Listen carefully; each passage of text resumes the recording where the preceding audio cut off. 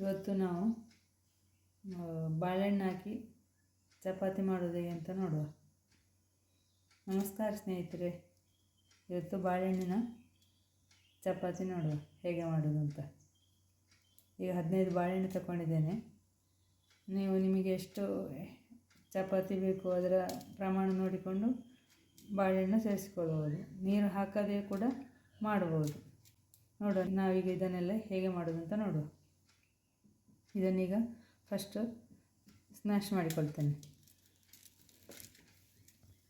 ನಮ್ಮ ಚಾನಲಲ್ಲಿ ಬಾಳೆಹಣ್ಣು ಇಡ್ಲಿ ಕೂಡ ಮಾಡಿದ್ದನ್ನು ಹಾಕಿದ್ದೇವೆ, ನೀವು ನೋಡ್ಬೋದು ಅದು ಕೂಡ.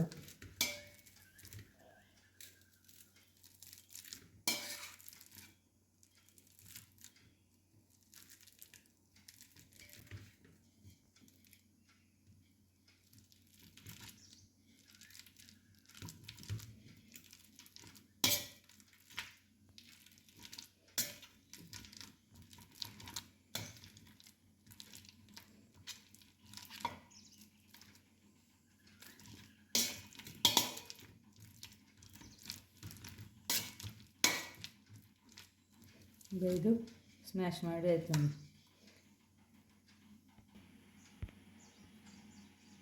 ಇದಕ್ಕೊಂದು ಸ್ವಲ್ಪ ಉಪ್ಪು ಹಾಕೊಳ್ಳಿ. ನಿಮಗೆ ಉಪ್ಪು ನಿಮ್ಮ ರುಚಿಗೆ ಬೇಕಾದಾಗ ಹಾಕೊಳ್ಳಿ.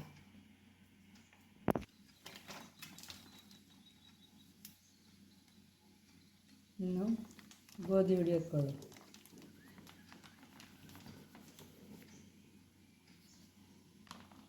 ಎಷ್ಟು ಚಪಾತಿ ಮಾಡ್ತೀರಂತ ಅಂದಾಜು ನೋಡಿಕೊಂಡು ಅದಕ್ಕೆ ಗೋಧಿ ಹುಡಿ ಸೇರಿಸ್ಕೊಳ್ಳಿ. ಇದನ್ನೊಮ್ಮೆ ಹೀಗೆ ಮಿಕ್ಸ್ ಮಾಡುವ. ನೀರು ಬೇಕು ಅಂತಾದರೆ ಹಾಕ್ಕೊಳ್ಳುವ.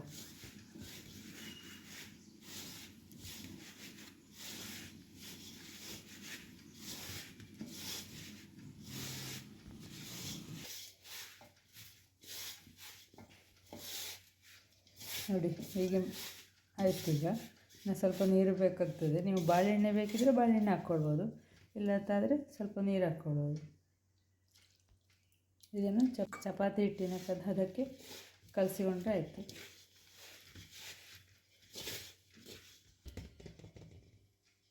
ನೋಡಿ, ಈ ಥರ ಆಯ್ತು ನೋಡಿ.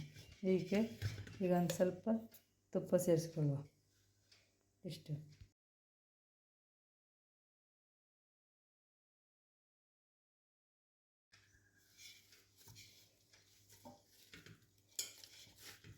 ಇದನ್ನು ಚೆಂದ ಒಂದು ಸಲ ಮಿಕ್ಸ್ ಮಾಡಿಕೊಂಡ್ರೆ ಹಿಟ್ಟು ರೆಡಿ ಆಗ್ತದೆ.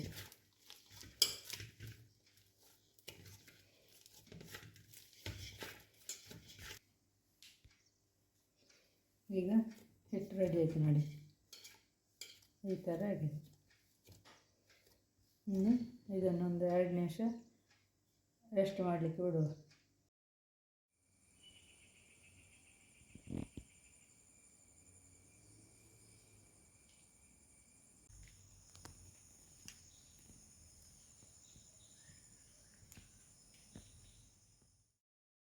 ಈ ಥರ ಉಂಡೆ ಮಾಡಿ ಇನ್ನು ಚಪಾತಿ ಮಾಡುವ, ಲಟ್ಸುವ.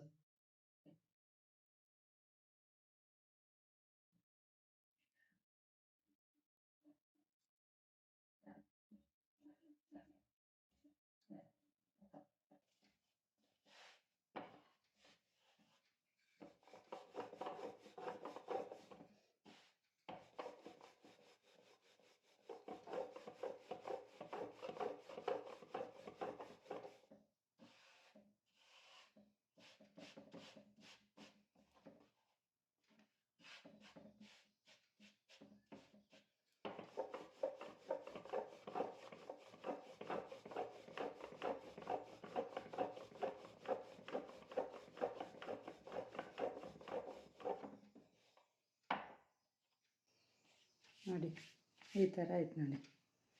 ನಿಮ್ಮ ಕಾವಲಿ ಎಷ್ಟು ದೊಡ್ಡವ ಅಥವಾ ನಿಮಗೆ ಚಪಾತಿ ಎಷ್ಟು ದೊಡ್ಡ ಬೇಕೋ ಅಷ್ಟು ದೊಡ್ಡಕ್ಕೆ ಲಟ್ಸಿಕೊಂಡ್ರೆ ಆಯಿತು. ಇನ್ನೀಗ ಕಾದ ಕಾವಲಿಗೆ ಹಾಕಿ ಬೇಯಿಸಿ.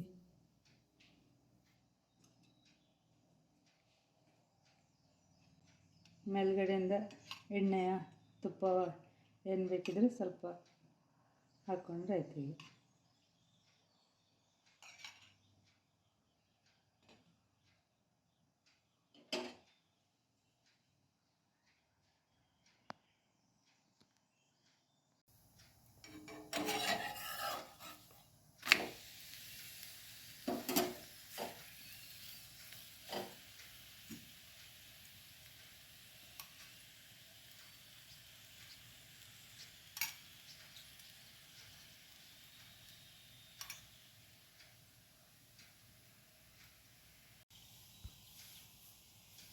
ಹೀಗೆ ಎರಡು ಕಡೆ ಬೇಯಿಸ್ಕೊಂಡ್ರೆ ಆಯಿತು.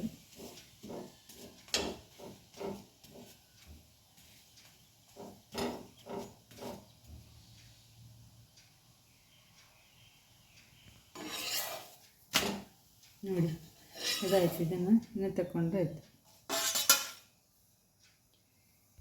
ಪಲ್ಯವ ಸಾಂಬಾರ ಗಸಿಯ ಯಾವುದರ ಜೊತೆಯಲ್ಲಿ ತಿಂದರೆ ಸೂಪರ್ ಟೇಸ್ಟ್ ಇರ್ತದೆ. ನೋಡಿ ಸ್ಮೂತಾಗಿ ಇರ್ತದೆ.